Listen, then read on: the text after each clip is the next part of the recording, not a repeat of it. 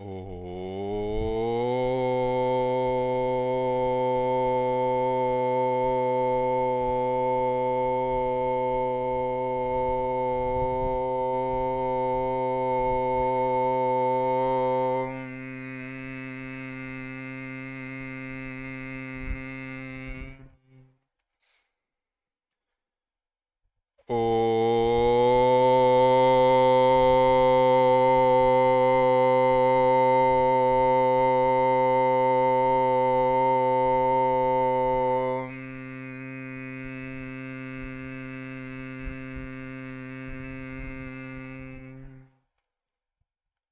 ओम श्री गणेशाय नमः।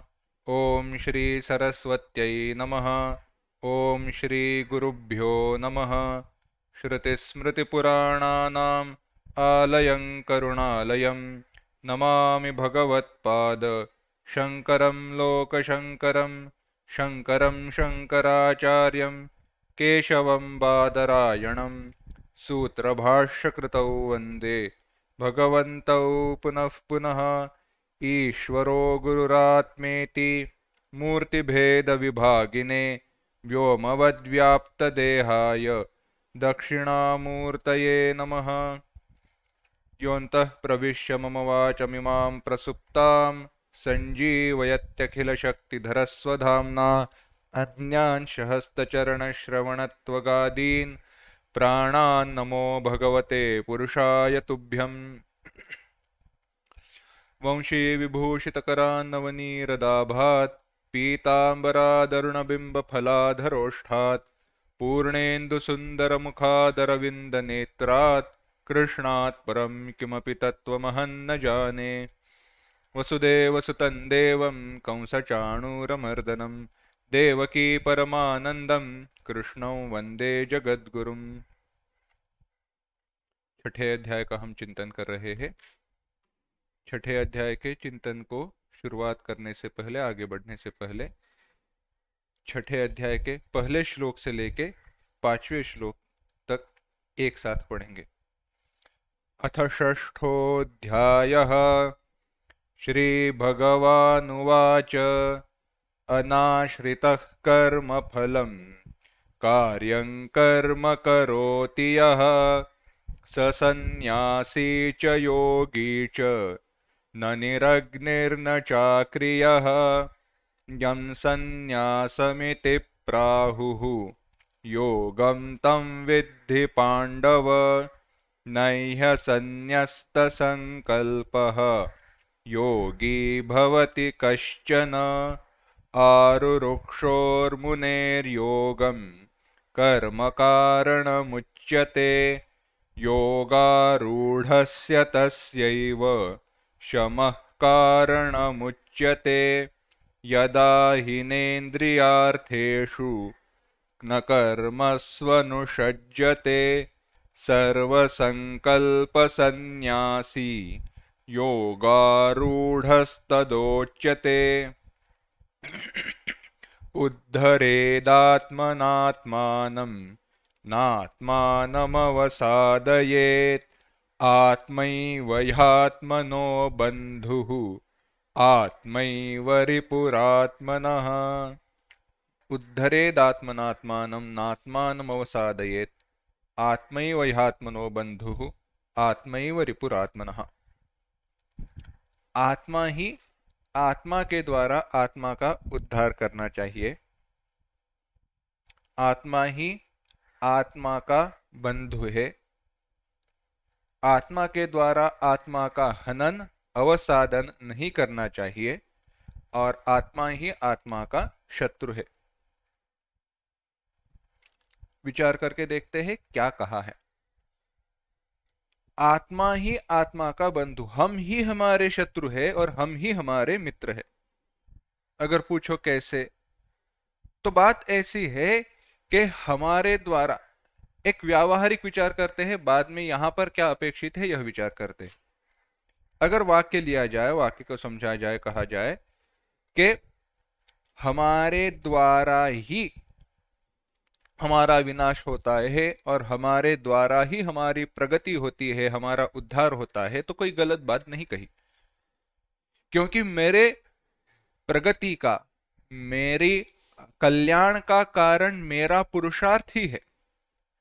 मेरे द्वारा किए गए कर्म, मेरे द्वारा लिए गए निर्णय, मेरे द्वारा किए गए सारे कर्म, हम कहते ना माई चॉइसेस,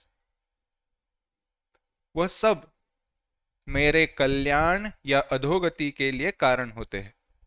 इसका अर्थ यह हुआ कि मुझे मेरा उद्धार करना चाहिए या मुझे मेरी अधोगति करनी चाहिए, यह सब मेरे ही हाथ में है।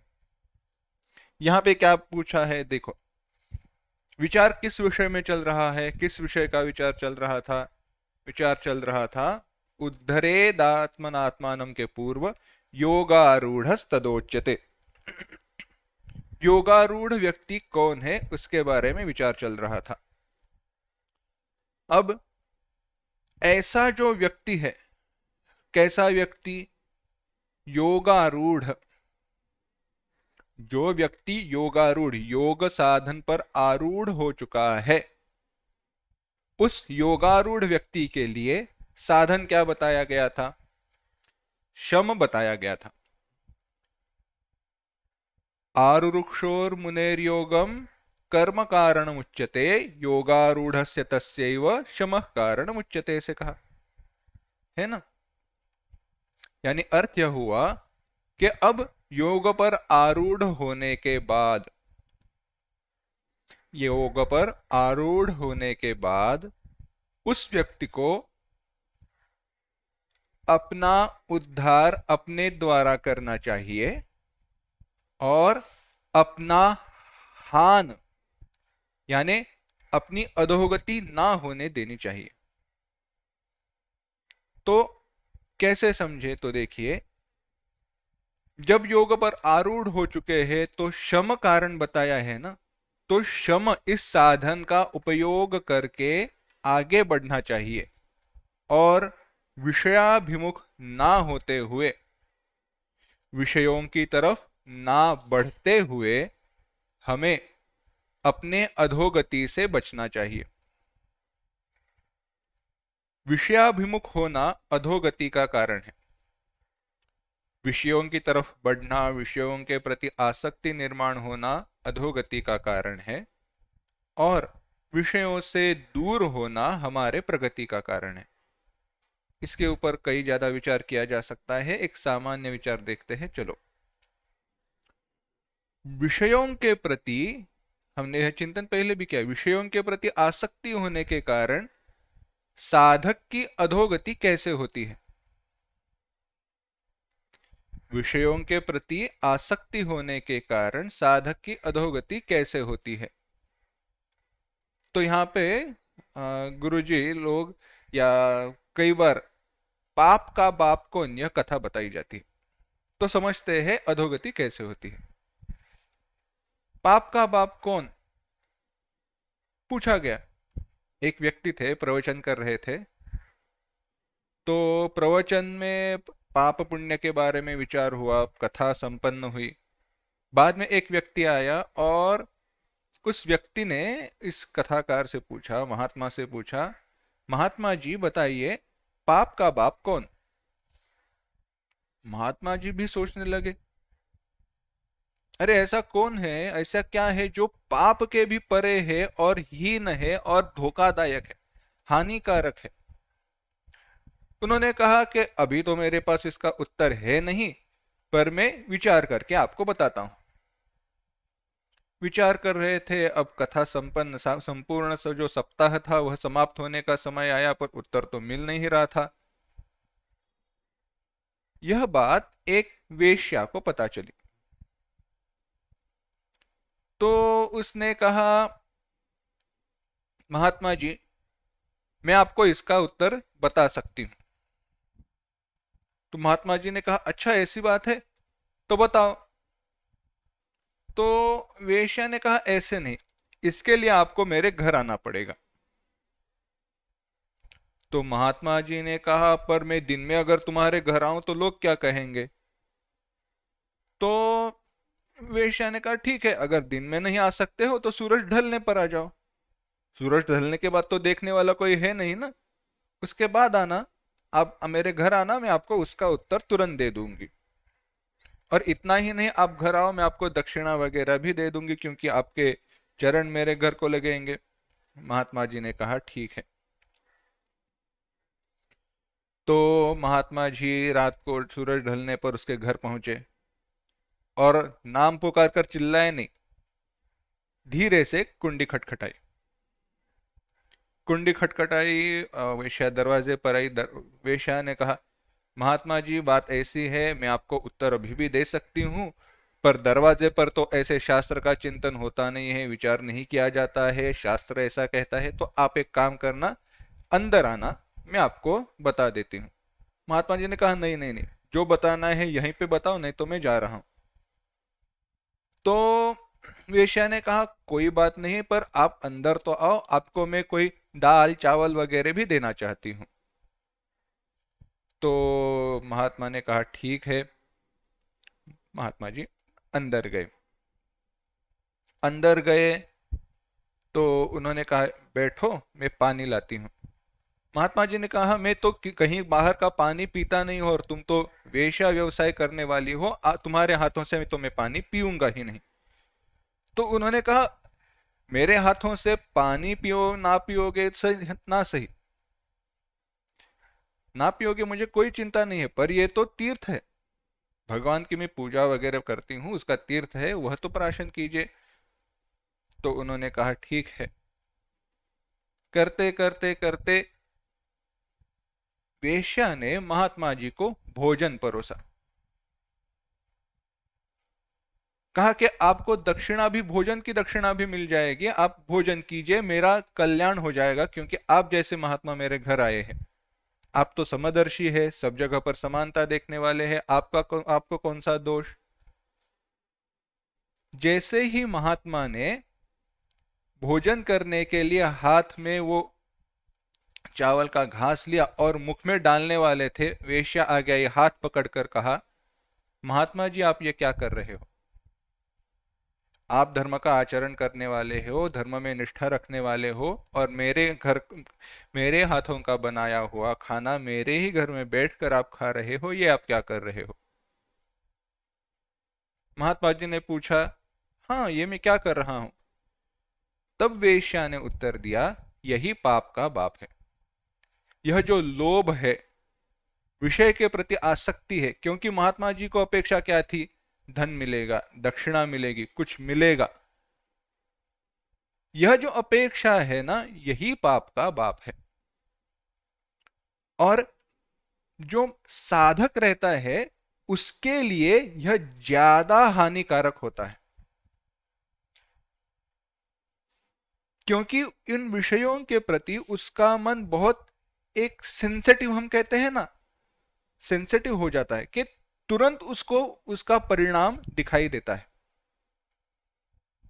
तो इसीलिए कहा है कि आत्मना आत्मानम उद्धरेत, अपना ही उद्धार हमें करना चाहिए।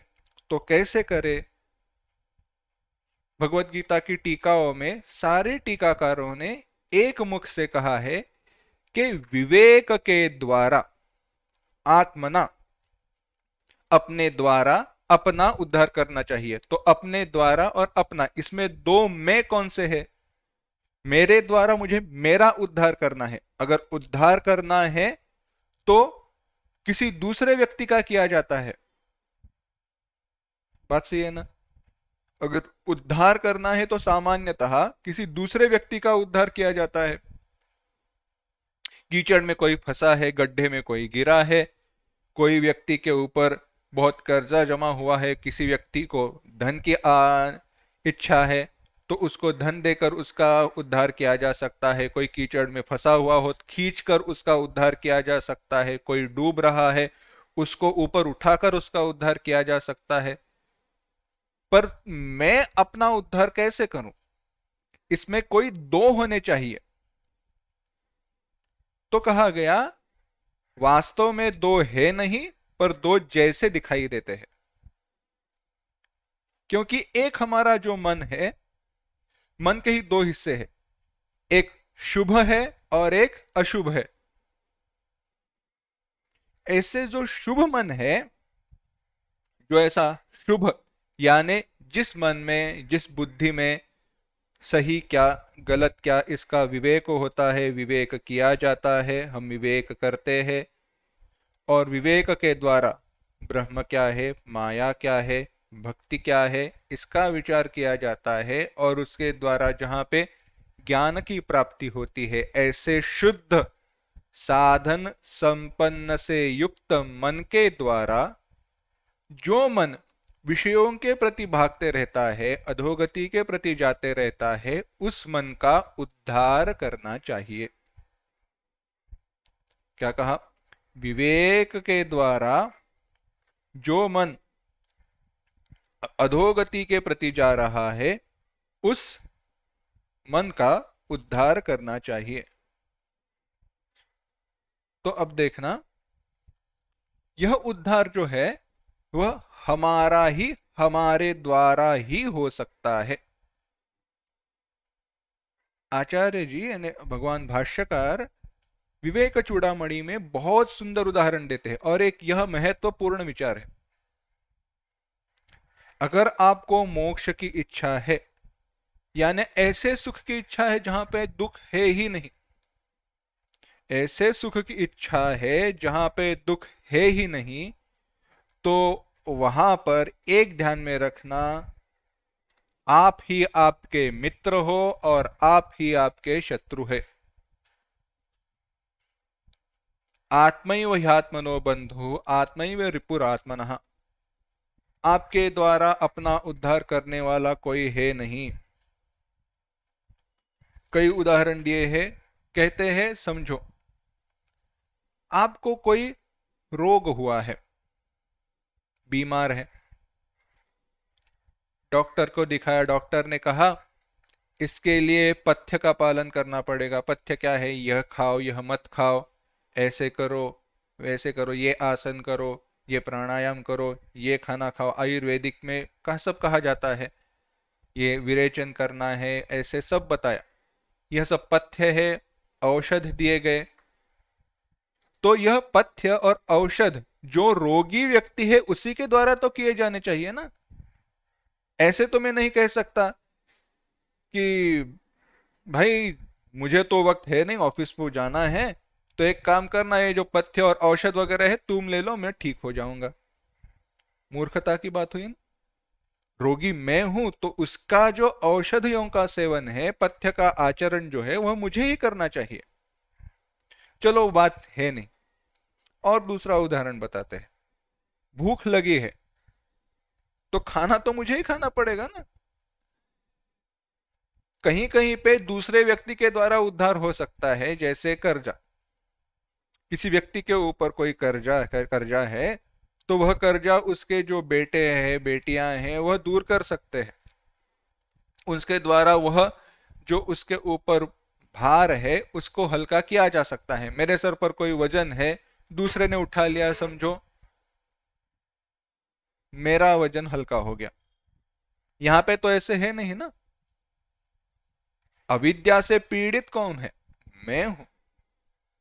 मुझे मेरे ऊपर अविद्या का परिणाम है, तो उसको दूर करने के लिए मुझे ही मेहनत करनी पड़ेगी। और इस मेहनत में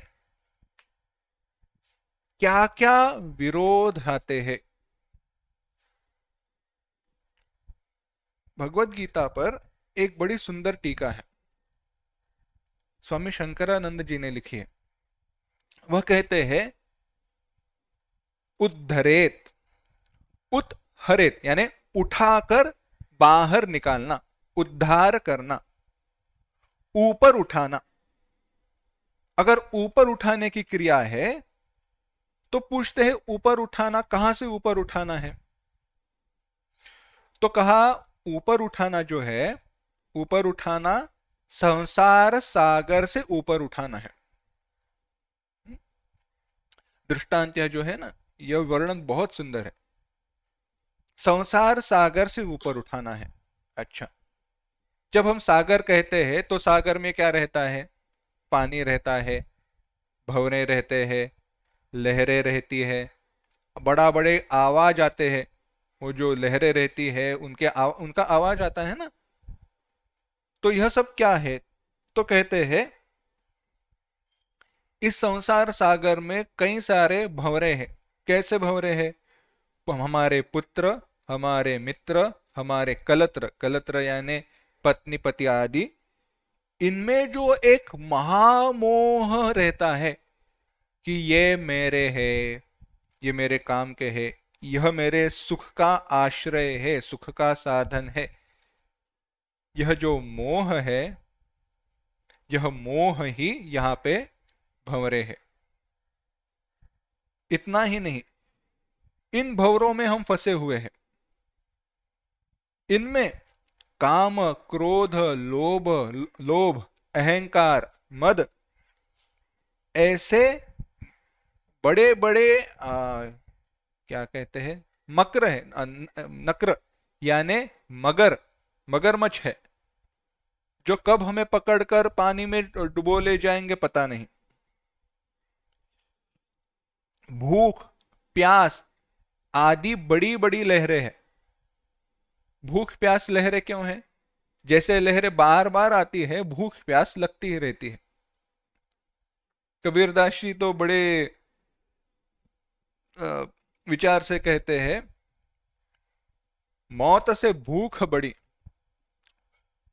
भूख जो है वह मौत से भी बड़ी हानिकारक है। क्यों? क्योंकि मौत तो एक बार आती है, पर भूख संध्या समय विदा कर दीनी, घोर को आन खड़ी, कहत कबीर सुन भय साधो, मौत से भूख बड़ी। जैसे संध्या समय चली जाती है, भूख आकर खड़ी हो जाती है। दोपहर का खाना हजम हो गया, फिर से भूख लगी। और ऐसे नहीं है कि संध्या समय को खाया तो कुछ ठीक है, सुबह उठते ही कुछ खाना है। 3-4 बार हमारा दिन में खाना होता ही है। तो ऐसे है, संध्या समय विदा कर दीनी। ये भूख प्यास की लहरें है इस संसार सागर में। और इसमें केवल लहरें होती तो बात ठीक होती। सागर में एक वड़वा अग्नि लगता है, वड़वानल कहते हैं। वड़वानल माने ऐसा अग्नि जो सागर को भी सौंख लेता है। प्रलय के समय पे उसका विचार किया गया है। तो ऐसा अग्नि उसी सागर में लगा हुआ है, इस संसार सागर में, जिसके ताप से, ऊष्मा से, गर्मी से हम हैरान हैं।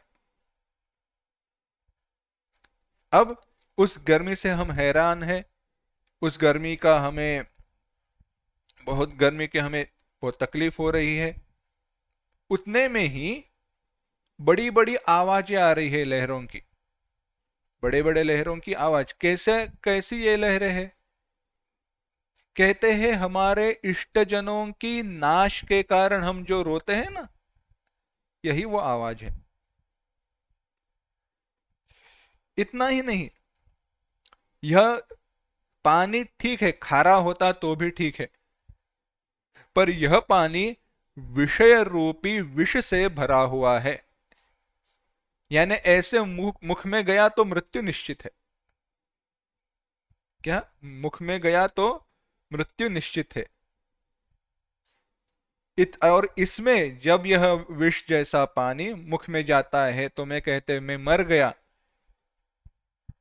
तो ऐसा जो मैं मर गया कहने वाला, अधोगति की तरफ बढ़ने वाला, विषयासक्ति की तरफ बढ़ने वाला हमारा जो मन, जो अहंकार है, जो बुद्धि है, उस बुद्धि का ईश्वर आराधना, श्रद्धा, भक्ति, ईश्वर प्रसाद, ईश्वर की कृपा, सदसद विवेक, वैराग्य, समाधि षटक संपत्ति, मुमुक्षुता, ज्ञान, इन सबके द्वारा युक्त बुद्धि के द्वारा उद्धार करना चाहिए। क्या कहा? केवल आसान सी बात। अगर इस संसार से हमें उद्धार करना है तो सदसद विवेक, वैराग्य, समाधि षटक संपत्ति, मुमुक्षुता, भक्ति और शास्त्र का अभ्यास इसके द्वारा करना चाहिए। एक विचार बताते हैं और आगे बढ़ते हैं, नहीं तो क्योंकि ये उद्धरेद आत्मनात्मानम का विचार बहुत हो सकता है, आगे नहीं तो हम पढ़ेंगे ही नहीं। कई बार कहते हैं ना भगवान की कृपा होनी चाहिए, भगवान की कृपा होनी चाहिए, भगवान की कृपा होगी तब यह होगा, भगवान की कृपा होगी तब वह होगा। बिल्कुल सही है, भगवान की कृपा होनी ही चाहिए, पर भगवान किस पर कृपा करेंगे इसका हमें विचार करना चाहिए। जब तक कोई मेरा पुरुषार्थ होता नहीं है तब तक भगवान कृपा नहीं कर सकते।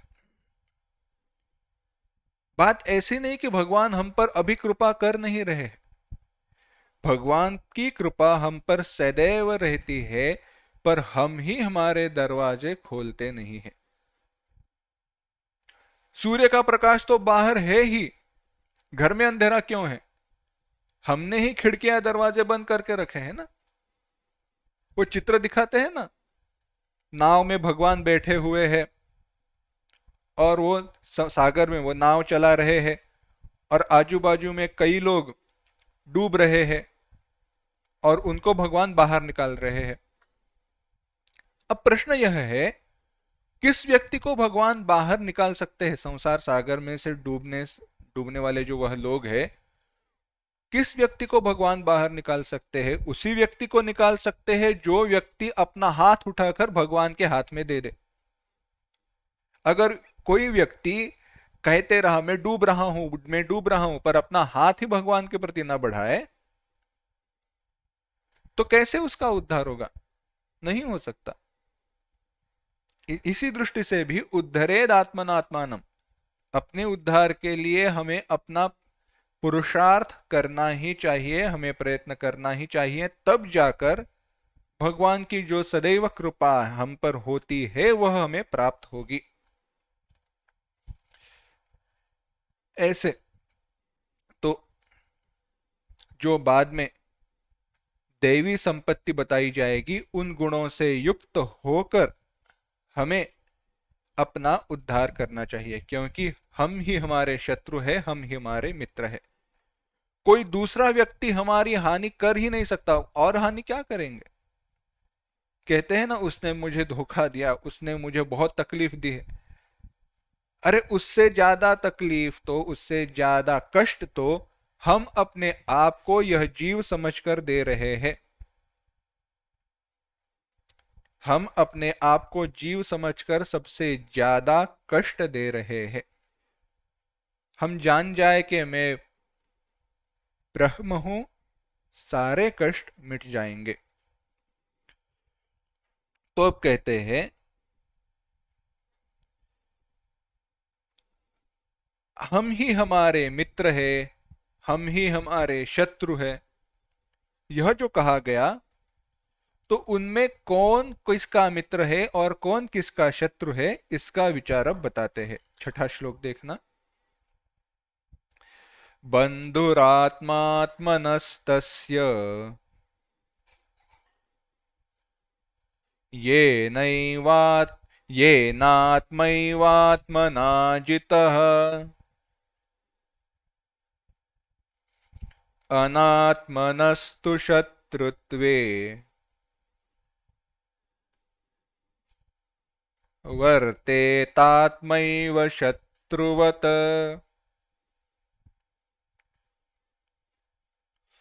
एक साथ। बंधुरात्मात्मनस्तस्य येनात्मैवात्मना जितः अनात्मनस्तु शत्रुत्वे वर्तेतात्मैव शत्रुवत्। तो कहते हैं,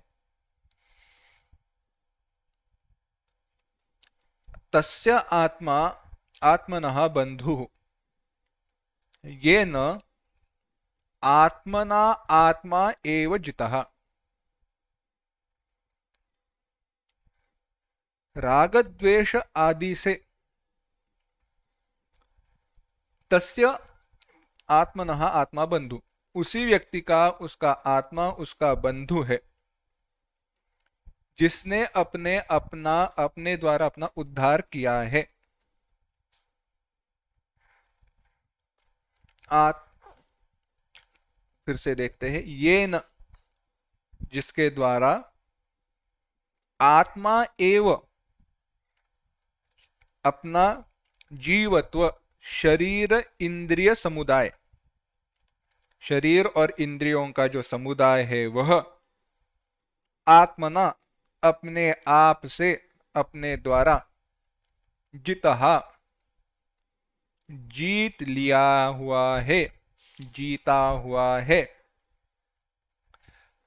तस्य, उसका, आत्मनः, आत्मा का, आत्मा, बंधु, हित करता है, हितैषी है, परंतु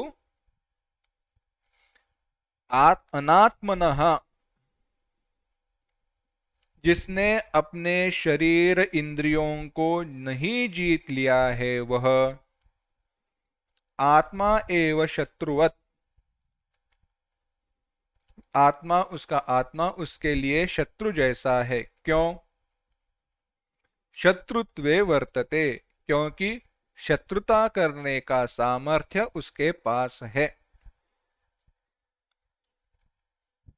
एक सामान्य बात कही, कहते हैं रागद्वेष आदि इंद्रियों के, रागद्वेष आदि से इंद्रियों के वशीभूत होकर स्वाभाविक देह, इंद्रिय आदि की जो प्रवृत्ति है, कैसी प्रवृत्ति? विषयों के प्रति बढ़ना, राग, द्वेष, लोभ आदि से युक्त होना, यह जो प्रवृत्ति है उस प्रवृत्ति को ही अपना अभीष्ट समझने वाला संसारी,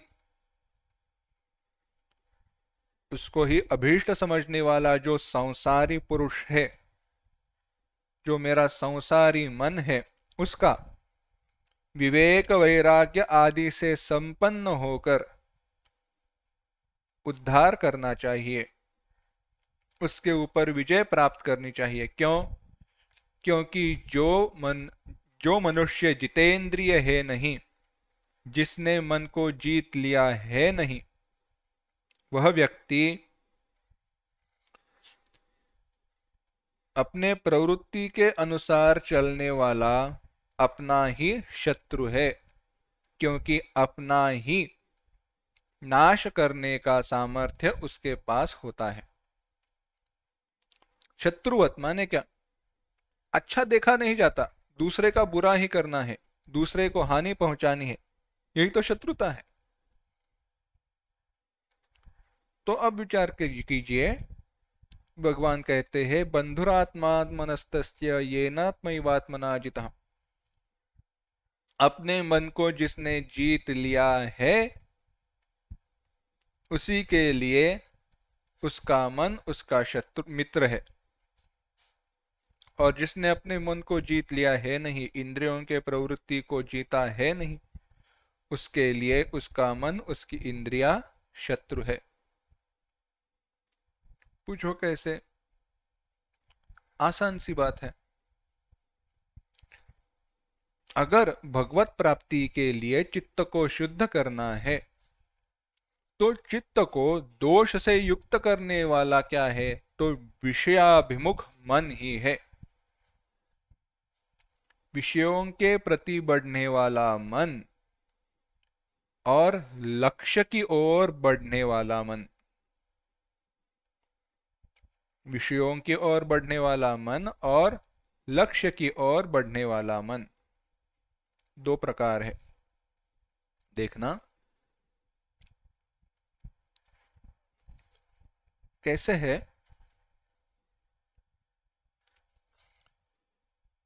कई बार ऐसे होता है, जाना हमें कहीं है। एक सामान्य उदाहरण बताते हैं। जाना है हमें दिल्ली, दिल्ली जाना है तो हमने ट्रेन पकड़ ली है, ट्रेन में बैठे हुए हैं, ट्रेन निकली, होते होते गुजरात से गुजर रही है समझो, तो गुजरात से गुजर रही है, रुकी कहीं पे, और हमें बड़ी सुंदर खुशबू आई। कुछ खाने का स्टेशन पे बनाया जा रहा था, तो वहां पे हम खाना लेने के लिए उतरे, खाना लिया, ट्रेन में आकर बैठे। करते करते करते कई बीच वाले स्टेशन पर हम स्टेशन पे उतरे, वहां पे जो खाना बन रहा था हमने उठाया। ऐसे करते करते एक बार ऐसे हुआ, खाना हमने लिया तो सही, पर तब तक ट्रेन छूट गई थी। यानी हुआ क्या, ट्रेन छूटने का कारण हमारा मन लक्ष्य से दूर हट गया। यही है। कई बार ऐसे होता है कि लक्ष्य, हमारा मन लक्ष्य से हट जाता है, पर वहां पे भगवत कृपा या हमारा जो पुण्य है उसके कारण हम अपने रास्ते से भटक नहीं जाते। पर ऐसा तो हर बार हो नहीं सकता, इसीलिए हर समय साधक को सतर्क रहकर अपना मन अपने लक्ष्य से दूर ना हटे, इसके लिए प्रयत्न करते रहना चाहिए। अब कहते हैं, यही जो व्यक्ति है जिसने अपने मन को जीत लिया है,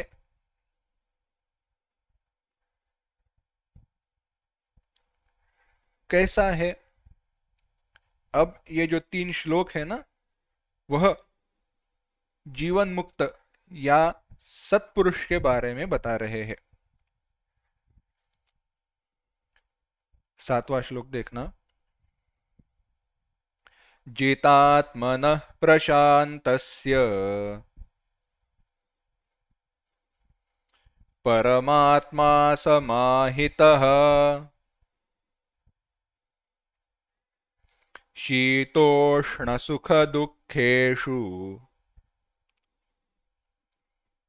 तथा मानापमानयोः।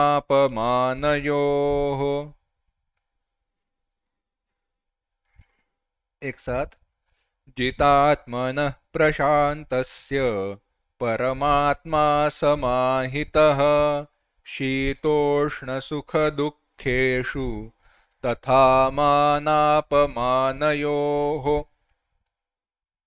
कहते हैं, जितात्मनः प्रशान्तस्य परमात्मा समाहितः शीत उष्ण सुख दुखेषु तथा मान अपमानयोः। कहते हैं, जितात्मनः, जित आत्मनः, जिसने अपने शरीरेंद्रियादि संघात को जीत लिया है, जिसने अपने शरीर इंद्रिय आदि संघात को जीत लिया है, और उसके कारण प्रशांतस्य, जिसका मन अत्यंत प्रसन्न है। प्रसन्न है माने शुद्ध है। प्रसाद कहते हैं ना, प्रसादे सर्व दुखानाम हानिरस्योपजायते, तो वह प्रसाद क्या है। वो मंदिर में हाथ पे मिलता है वह प्रसाद है नहीं। प्रसाद माने चित्त की शुद्धता, प्रसन्नता।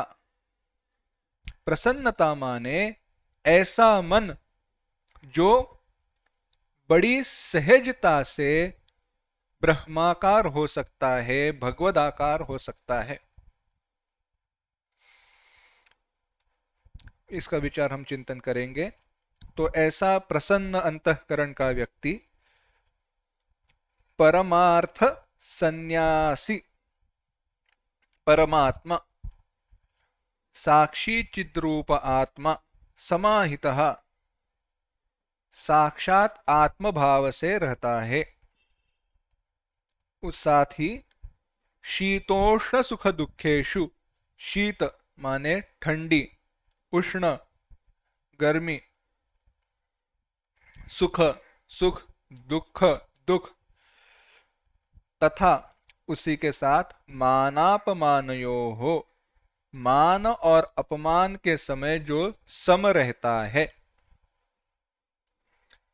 जिसने अपने शरीरेंद्रिय संघात को जीत लिया है, उसके कारण जिसका मन प्रशांत प्रसन्न हुआ है, परमार्थ संन्यास रूप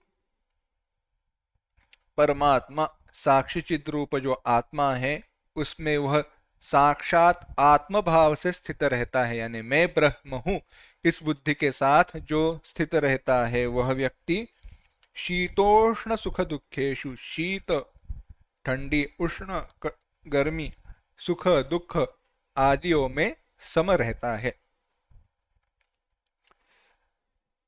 इंद्रियों को जीतने के कारण चित्त की प्रसन्नता प्राप्त होती है। भक्ति की दृष्टि से भी देखते हैं और ज्ञान की दृष्टि से भी देखते हैं। अगर आपको समझना है भक्ति क्या है, हम कहते हैं ना भगवान की भक्ति करनी चाहिए, भक्ति भक्ति ये सब हम विचार करते हैं। भक्ति की एक व्याख्या बताई गई, धृतस्य भगवत धर्मात् धारावाहिकतांगता सर्वेशे मनसो वृत्ति भक्तिरित्यभिधीयते। मधुसूदन सरस्वती जी अपने भक्ति रसायन ग्रंथ में यह व्याख्या बताते हैं। भक्ति क्या है? धृतस्य भगवत धर्मात् धारावाहिकतांगता, भगवान की गुणों के कारण, भगवत चिंतन के कारण हुआ यह मन द्रवित हुआ, धारावाही हुआ। और जब मन धारावाही हुआ, एक धारा की तरह बढ़ने लगा, प्रवाहित हुआ, तो जिसके चिंतन के कारण वह द्रवित हुआ उसके प्रति ही वह बढ़ता है। तो यहां पे भगवान की चिंतन के कारण हुआ, इसलिए भगवान के प्रति बढ़कर वह मन भगवदाकार हो गया। वह हमारी जो वृत्ति है वह भगवान में, भगवान से एक हुई। और ऐसा जो मन है जो सदा भगवान के चिंतन में रहता है, भगवान से एक हुआ हुआ रहता है, एक होकर रहता है, ऐसी अवस्था को भक्ति कहते हैं। अब इसमें प्रतिबंध कौन से है, दोष क्या है, क्या हमें भक्ति से रोकते हैं? तो कहा गया, अगर भक्ति के लिए मन का द्रवित होना आवश्यक है, तो जो हमारे मन को द्रवित होने से रोकते हैं वह सारे प्रतिबंध है। भगवान के प्रति आसक्ति है ही नहीं, भगवान के प्रति प्रीति है ही नहीं, प्रतिबंध है। चिंतन विषयों का चल रहा है, विषयों का रंग मिला हुआ है, उसमें प्रतिबंध है। तो इन विषयों के चिंतन के कारण, सांसारिकता के कारण हमारा मन कठिन सा हो जाता है, द्रवित वह हो नहीं पाता। ऐसे ही विचार हम ज्ञान की दृष्टि से भी करते हैं। ब्रह्म ज्ञान माने क्या? हमारा मन ब्रह्मरूप होना, ब्रह्माकार होना ही क्या है? ब्रह्म ज्ञान की प्राप्ति है। परंतु वह ब्रह्माकार होने के लिए, विषयाकार ना होने के लिए विषयों से हमें दूर हटना चाहिए। ऐसी और विषयों से अगर दूर हटना है तो क्या करना चाहिए? अपने शरीर इंद्रियादिक संघात को जीत लेना चाहिए। क्योंकि ऐसा जो मन है, जिस मन में विषयों का विचार कभी होता नहीं, वही मन भगवान का चिंतन करने लायक होता है या ब्रह्म का चिंतन करने लायक होता है। और ऐसी बात होने पर बताओ, उस व्यक्ति का मन भगवान में ही रहेगा, परमात्मा में ही समाहित रहेगा, समाधिस्थ रहेगा, कहीं और रह सकता है? नहीं, बिल्कुल नहीं। उस मन के लिए दूसरा स्थान बचता ही नहीं है ना। क्या है भगवान उनके लिए स्थान दूसरा? आत्मभाव से वह भगवान में ही रहेगा। अब कहते हैं शीतोष्ण सुख दुखेषु तथा मानापमानयोः समः। ठंडी हो, गर्मी हो, कड़ा हो, मुलायम, सब में वह समान ही रहता है। एक समबुद्धि रहती है, कोई उसको ज्यादा आवश्यक नहीं रहता, कुछ चाहिए नहीं होता। यहाँ पे संदर्भ है नहीं, पर संत कैसे होते हैं, उनको और कुछ आवश्यकता है रहती नहीं है, क्योंकि सब में उनका समभाव रहता है।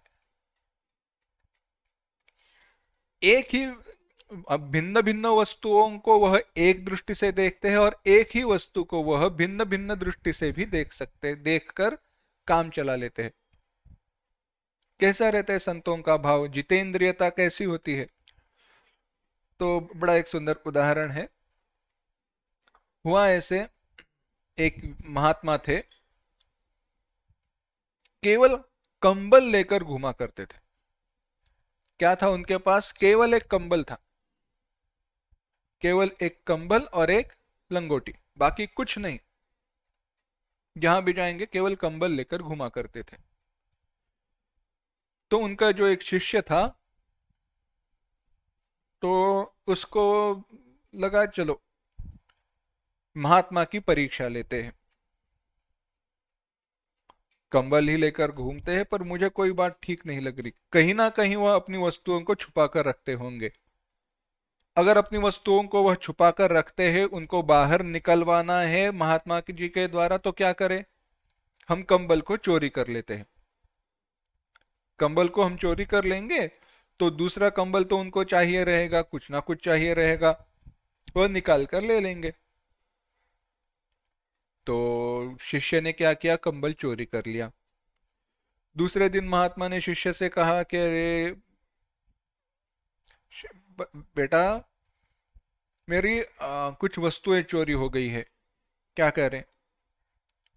तो शिष्य ने कहा चलो हम पुलिस में जाते हैं और वहां पे जाकर एफआईआर दर्ज करेंगे। तो पुलिस में गए। पुलिस में गए तो वहां पे अफसर ने पूछा, हाँ क्या चोरी हुआ? तो महात्मा जी कहने लगे, मेरा एक आसन चोरी हो गया, एक टुवाल चोरी हुआ, एक लपटने का वस्त्र चोरी हुआ, एक चद्दर चोरी हुई, एक गद्दी चोरी हुई। तो शिष्य सोचने लगा, चोरी तो हुआ है एक कंबल, और ये बोल क्या रहे? तो ऐसे महात्मा जी बोलने लगे। तो शिष्य ने कहा रुको रुको रुको, और अफसर से कहा, फौजदार से कहा, इनका कोई चोरी हुआ नहीं है, मैंने ही उठाकर दूसरी जगह पर रखा था, यह केवल कंबल ही है। और महात्मा जी को कंबल दे दिया। अब महात्मा जी को कंबल दे दिया तो महात्मा जी ने कहा मुझे मेरा सब कुछ मिल गया। शिष्य ने मिला, सब कुछ मिला यानी क्या? तो महात्मा जी कहने लगे, जब इसको नीचे रखकर बैठता हूं तो आसन हो जाता है, नीचे फैलाकर उसके ऊपर सो जाता हूं तो गद्दी हो जाती है, ठंडी हो इसलिए ऊपर से ओढ़ लेता हूं तो चद्दर हो जाती है, कहीं जाना है ठंड और लपेट कर घूम रहा हूं तो वस्त्र हो जाता है, पोछने के लिए उपयोग करता हूं तो टुवाल हो जाता है क्या? कोई भेद दृष्टि है नहीं, सब समान। यह महात्माओं का चित्त रहता है। और क्या रहता है? तो उनके लिए न अमान अपमान, शीत उष्ण सुख दुख कोई है नहीं। एक महात्मा जी थे, दक्षिण में हुए, परवइल्ल, परवइल्ल का कहते, यानी हाँ जो भी है ठीक है, कोई परवाह है नहीं, ठीक है, ऐसे हुआ ठीक है, वैसे हुआ ठीक है, कोई नहीं परवाह, नो प्रॉब्लम। तो वह महात्मा जो गांव में रहते थे, सब लोग उनके भक्त थे। एक बार हुआ ऐसे वहां पे एक गांव में एक जो उसके गांव के जो मुखिया थे,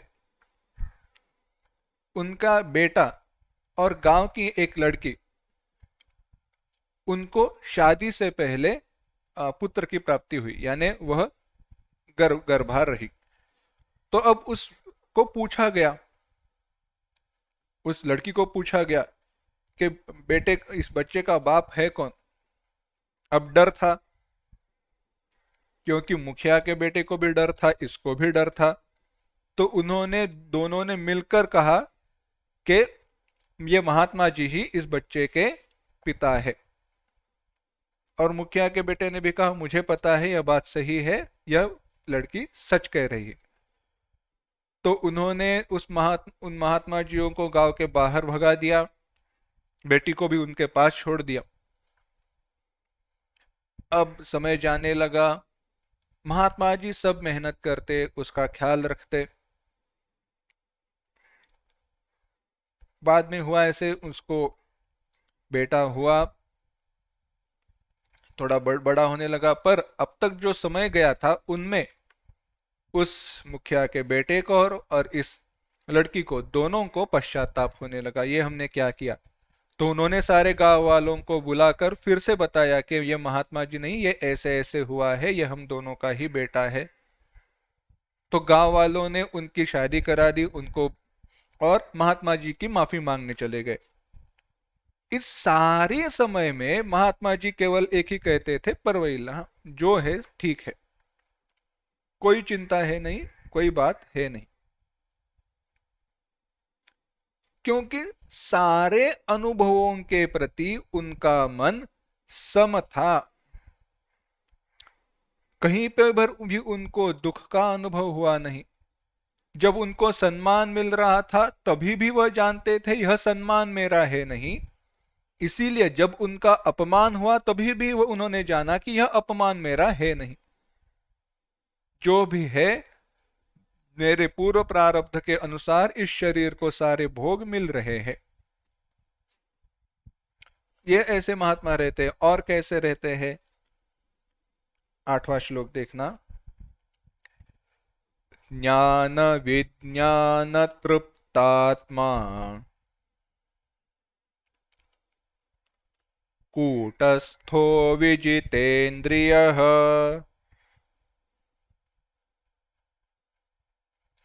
युक्त इत्युच्यते योगी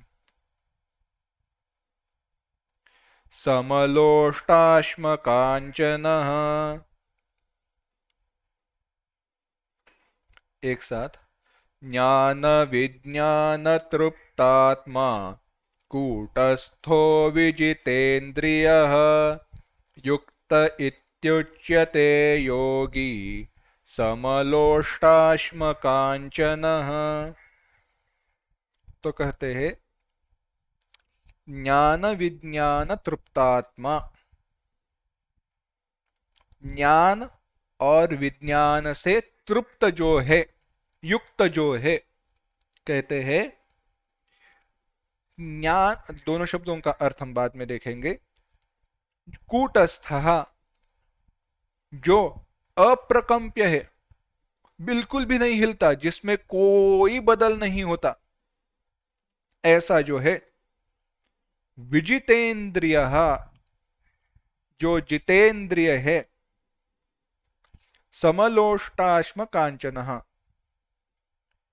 समलोष्ट, सम अश्म सम कांचन, यानी लोष्ट यानी मिट्टी का ढेरा, अश्म यानी पत्थर, और कांचन यानी सोना।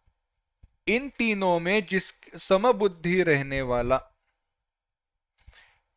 जो योगी है उसी को युक्त कहा गया।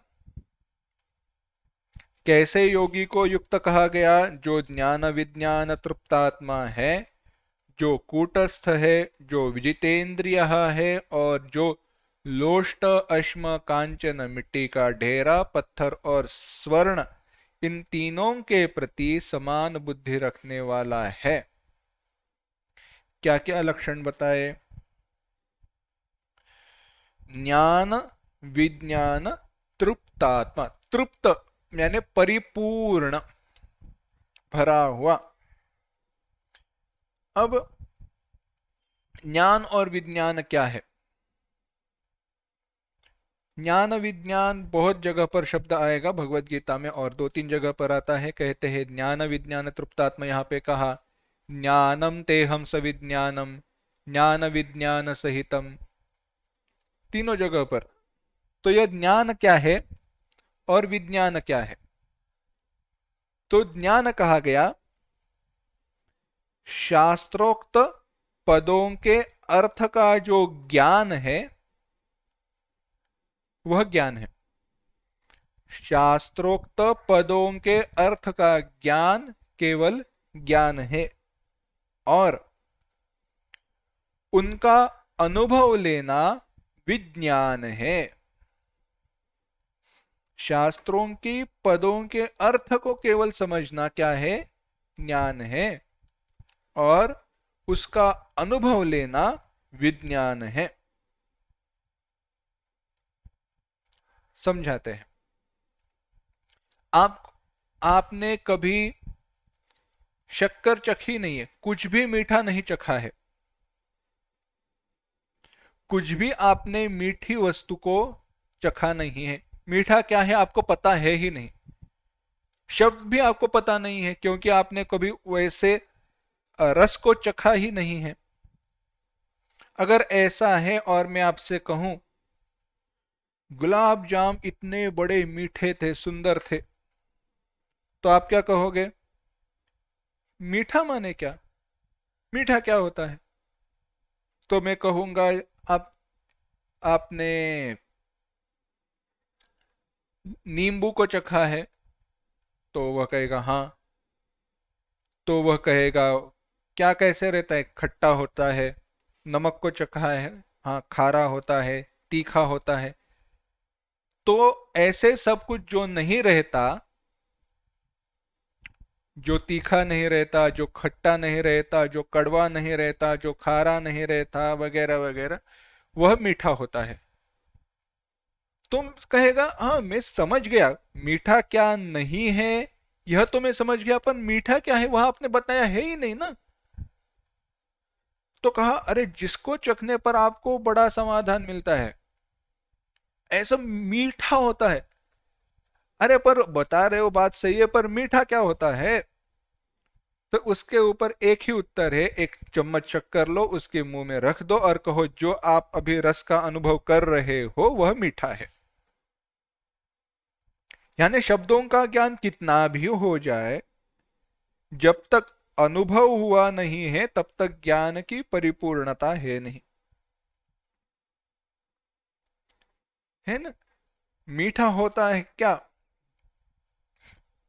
तो मुख पर रख दो, अनुभव करने के बाद पता चल गया मीठा क्या है। वैसे ही चाहे हम यहाँ पे कितना भी चिल्लाए, जोर जोर से कहे, बार बार कहे मैं ब्रह्म हूं, ब्रह्म जीव एक है, भक्त भगवान भिन्न नहीं है, कितना भी कहे, वह केवल हमारा ज्ञान है। क्यों? क्योंकि शास्त्र में बताया है अनुभव करणम, स्वानुभव करणम, हमारा वह अनुभव हमारा है नहीं, दूसरे का अनुभव है इसलिए हम मानते हैं। दूसरे ने कहा है, दूसरे का अनुभव है इसलिए हम मानते हैं, पर वह हमारा अनुभव नहीं है। तो ऐसा व्यक्ति न केवल जिसको शास्त्र की अर्थ का ज्ञान है, पर अनुभव भी है।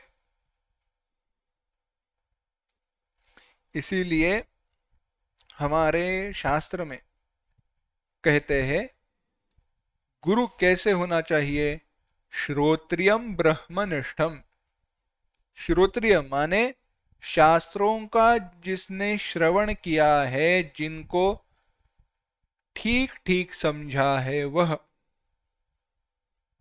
जिसने शास्त्र को ठीक ठीक समझा है, वह ठीक ठीक सीखा है, परंपरा में सीखा हुआ है, वह व्यक्ति है श्रोत्रिय।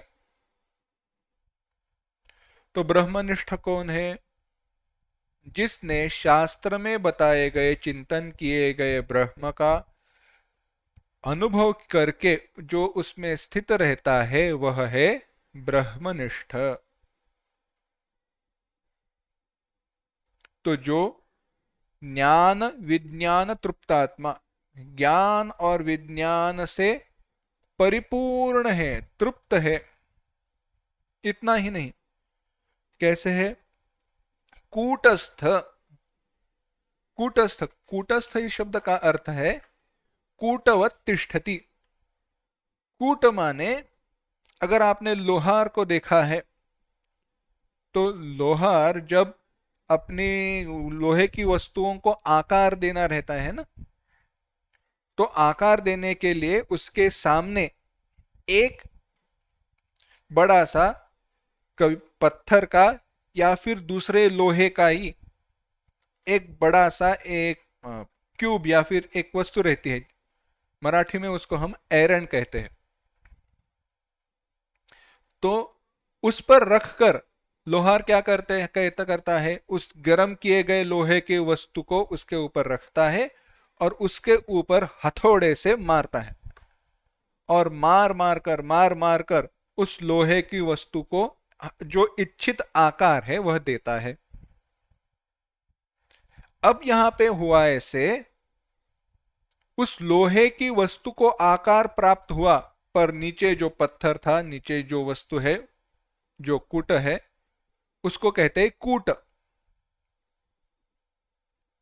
और उसमें कोई बदलाव नहीं होता, वह जैसे था वैसे ही रहता है। उसके ऊपर लोहे की वस्तु को आकार प्राप्त हो सकता है, पर उसका कोई कुछ नहीं बिगड़ता, वह जैसे है वैसे ही रहता है। तो ऐसे अप्रकंप्य, बिना कोई बदलाव हुए जो रहता है, जिसमें कोई बदलाव होता नहीं है, जो नित्य स्थिर रहता है, उसको कहते हैं कूटस्थ। तो यह कूटस्थता, यहां पे क्या अपेक्षित अर्थ है? निर्विकार। मन का निर्विकार होना कूटस्थ है। क्यों? क्योंकि विकार ही तो मन में कंप, चंचलता निर्माण करते हैं। विकार ही तो मन में कंप, मन में चंचलता निर्माण करते हैं। जो ऐसी चंचलता निर्माण करते नहीं, उसको क्या कहते हैं? निर्विकारता कूटस्थ। ऐसा कूटस्थ है और जितेंद्रिय है, इंद्रियों के ऊपर जिसने विजय पाई है। ऐसा व्यक्ति समाहित कहा गया। कैसा? जिसका अंतःकरण ज्ञान विज्ञान से परिपूर्ण है, उसके कारण जिसके मन में हर्ष विषाद काम क्रोधादि विकारों की उत्पत्ति नहीं होती है, जिसने अपने इंद्रियों को जीत लिया है, ऐसे योगी व्यक्ति को ही समाहित कहा गया। समाहित, समाधिस्थ। जगत में भ्रमण भ्रमण करते हुए भी वह समाधिस्थ ही है। समाधि का हमारा विचार क्या रहता है? बैठा है, आंख बंद कर ली है, सब ऐसे ठीक ठीक ऐसे सीधा बैठा हुआ है और बाकी कोई चिंतन नहीं कर रहा, निर्विकार अवस्था में है, उसे कहते हैं हम समाधिस्थ। यहाँ पे वैसे अर्थ नहीं है। समाधिस्थ माने जिसके मन में जगत में भ्रमण करते हुए भी समदृष्टि के कारण कोई विकार निर्माण नहीं होता, तो उसे भी कहा गया समाहित, समाधिस्थ। तो ऐसा योगी कैसे रहता है? समलोष्टाश्म कांचन, उसके लिए अश्म पत्थर, लोष्ट मिट्टी का ढेरा, कांचन सोना, सब कुछ समान ही रहता है, एक जैसा रहता है। और ऐसा व्यक्ति विशेष है। कैसा व्यक्ति? समबुद्धि, जिसकी बुद्धि सम है ऐसा व्यक्ति विशेष है।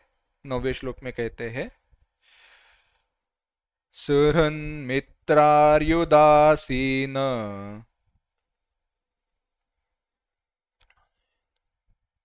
मध्यस्थद्वेष्य बंधुषु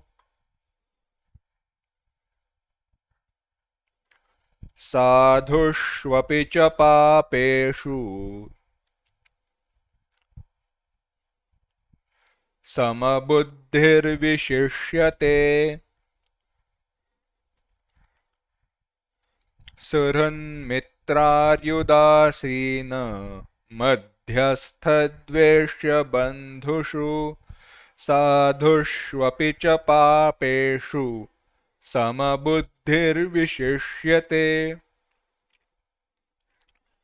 जो संस्कृत की पढ़ाई करते हैं, संस्कृत जानना चाहते हैं, यहाँ पे ऐसी भूल ना करना, सुहृन् मित्रार्युदासीनम ऐसे ना कहना, नहीं तो होगा क्या, सुहृन् मित्रार्युदासीनम अध्यस्त।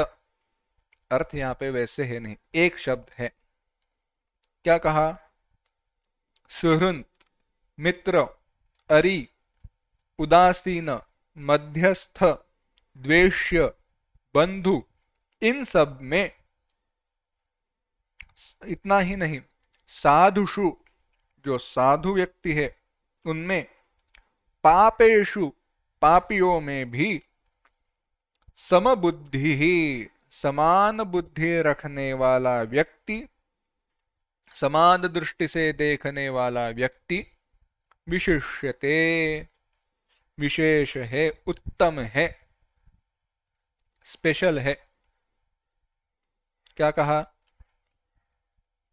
एक एक देखते हैं।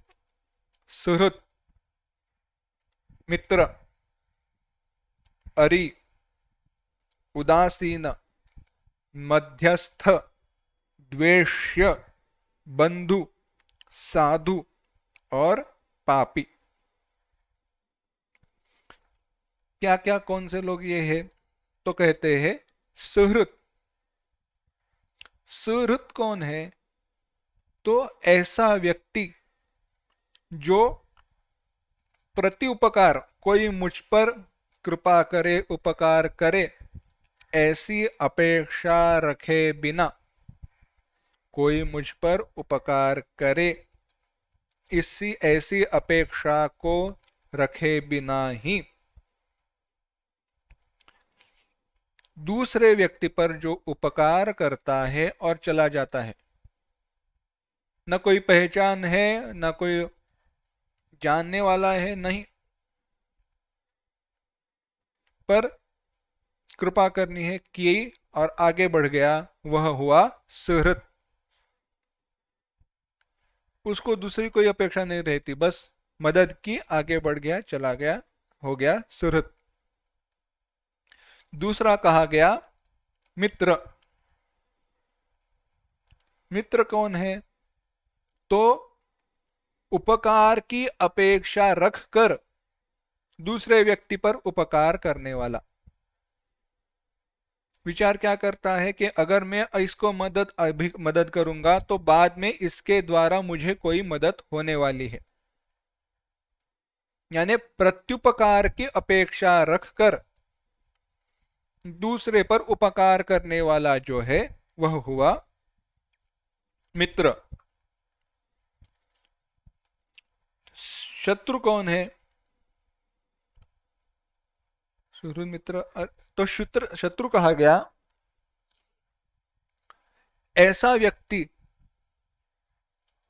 कुछ अपेक्षा है नहीं, केवल स्वभाव दोष पूर्ण के कारण, स्वभाव की दोष के कारण दूसरों को तकलीफ देनी ही है, यह सोचकर दूसरों को तकलीफ देने वाला जो व्यक्ति है उसे कहा गया शत्रु। दोषेण क्रूरः, क्रूरता ही उसका स्वभाव है, ऐसा व्यक्ति। मध्यस्थ, उदासीन, उदासीन माने दो व्यक्तियों की भलाई के प्रति दो व्यक्तियां झगड़ रही है, तो दोनों का भला हो या बुरा हो कोई अपेक्षा है नहीं, बस भिन्न है, कोई अपेक्षा है नहीं, वह हुआ उदासीन। मध्यस्थ कौन है? दोनों पक्ष, दोनों लोगों का भला हो ऐसी अपेक्षा रखने वाला जो है वह हुआ मध्यस्थ। द्वेष्य, दूसरों का द्वेष करने वाला, द्वेष पूर्ण व्यक्ति के प्रति जो अप्रिय जो हमें लगता है उसके प्रति द्वेष करने वाला द्वेष्य। बंधु, बंधु यानी ऐसा व्यक्ति जो अपना संबंधी हो, ऐसा। साधु, साधु माने शास्त्र के अनुसार आचरण करने वाला व्यक्ति हुआ साधु। पापी, शास्त्र निषिद्ध, शास्त्र के विरुद्ध आचरण करने वाला व्यक्ति हुआ पापी। इन सारे व्यक्तियों में चाहे वो सुहृत हो, मित्र हो, उदासीन हो, मध्यस्थ हो, द्वेष्य हो, बंधु हो, कुछ भी हो, साधु हो या पापी हो, इन सारे व्यक्तियों में जिसकी बुद्धि सम है वही उत्तम है। इसी प्रकार का श्लोक 5वें अध्याय में हमने देखा था। पर क्या देखा था वहां पे? वहां पे हाथी, मनुष्य, साधु इन सब का विचार किया था। सर्वत्र समदर्शनः, सब जगह पर भगवान का चिंतन करने वाला देखा था। सब जगह पर भगवत चिंतन करने वाला, भगवान भगवत दर्शन करने वाले व्यक्ति के बारे में कहा था। जो वहां पे विचार है यही विचार यहाँ पे है। अगर भगवत दर्शन वगैरह यहाँ पे कहा, समबुद्धि का जब विचार किया गया है तो यह हमें ध्यान में लेना चाहिए, यह व्यक्ति योगारूढ़ और सन्यासी है। व्यवहार से इसको कोई इच्छा है नहीं और व्यवहार को इस व्यक्ति से कोई इच्छा है नहीं। अगर जब हम व्यवहार का विचार करते हैं, व्यवहार का विचार करने लगे तो होता ऐसे है, व्यवहार संभालना है, व्यवहार का दर्शन है, तो समबुद्धि हो नहीं सकती। ऐसे नहीं कह सकते कि आलू की सब्जी बनानी है, आलू नहीं थे इसलिए रतालू लेकर आए, नहीं चलता। या कद्दू लेकर आए और कद्दू की सब्जी आलू की सब्जी की तरह परोसी, नहीं चलता। वहां पे समदृष्टि का विचार है नहीं, क्योंकि व्यवहार आवश्यक है, व्यवहार है। पर जो व्यवहार के परे जा चुका है ऐसा व्यक्ति समदृष्टि रहता है और वही व्यक्ति सारे योगियों में सब में उत्तम है। तो ऐसे योगी को क्या करना चाहिए यह सब अब भगवान बताएंगे। योगा का आचरण कैसे करना चाहिए, कैसे समाधि का अभ्यास करना चाहिए, यह सब बताएंगे, पर वह हम अगली बार देखते हैं।